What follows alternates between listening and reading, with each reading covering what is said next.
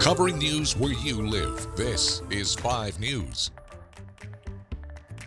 The House of Representatives has passed a bill that will expand child tax credits. The $78 billion bipartisan tax package passed 357 to 70. It's now headed to the Senate, where it's not clear if it will pass there. Here locally, though, Laura Kellums with Arkansas Advocates for Children and Families says 191,000 additional Arkansas children would receive this tax time benefit. The legislation will make it easier to qualify for the credit and adjust the limit for future years to account for inflation. Kellum says it's much needed in a state economy where 1 in 4 children face poverty. The families can use that money directly for their children's expenses, from putting food on the table to ensuring that they have high quality childcare for their children. This is just putting money right back into the Arkansas economy and helping 191,000 children in our state. Now, if you've already filed your taxes, no need to worry about making any updates. The IRS says the credit will be streamlined to families and you won't need to amend your tax filing. And the Board of Corrections in Arkansas has announced their new interim secretary. The board appointed former Arkansas Senator Eddie Joe Williams on Wednesday. The board voted unanimously during their first regular meeting since former Secretary Joe Perfori was fired. The meeting also covered several ongoing issues facing the state's prisons, issues like overcrowding and staffing shortages. Chairman Benny Magnus is hoping to cut through the tension with the governor's office when it comes to handling plans to expand. We just need a new start and move forward. There's big things to do, like try to get a new prison started. Now, the board also approved more beds. They tell us they have reached the total number that the governor originally requested. This approval does come with strings attached. More staff must be hired before inmates are able to move in. The board says this new space will be for lower risk individuals. And we'll get to more news in just a minute, but first let's get a check of your forecast with meteorologist Zach Scott. Hey, Zach. Hey, Joe, we've got temperatures well into the 60s again today. Even with added cloud cover now mixing in to close out the work week, we're still going to look for the warm weather, this warm pattern to be in control for your Thursday, your Friday.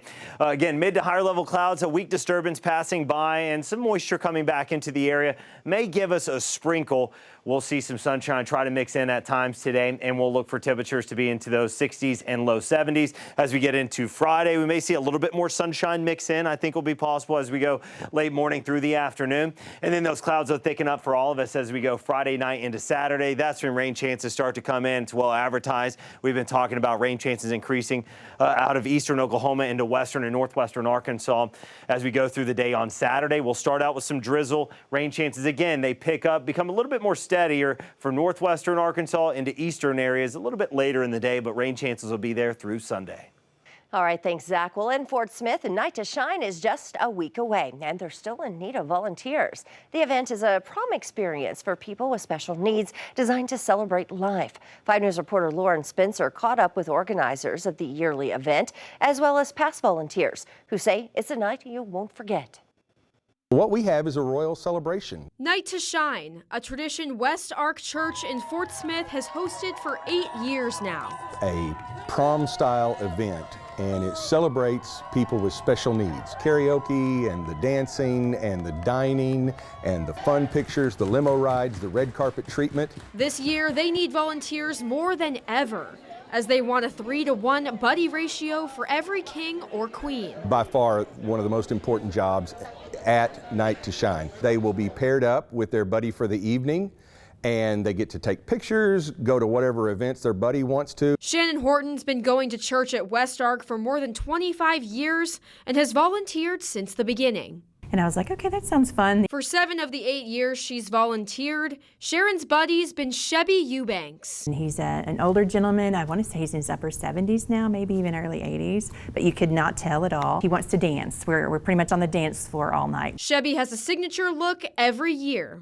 Black outfit, but cowboy hat, boots, and even spurs. And now Shannon follows. So I started dressing in my, cowboy boots and more of a Western shirt. Both encourage 3 hours out of your night to make someone else's special. The best most fun experience, memorable. So of course you just want to keep coming back. You're going to leave that night and you're going to feel like you've done one of the best things that you've done all year. In Fort Smith, covering news where you live, Lauren Spencer, 5 News.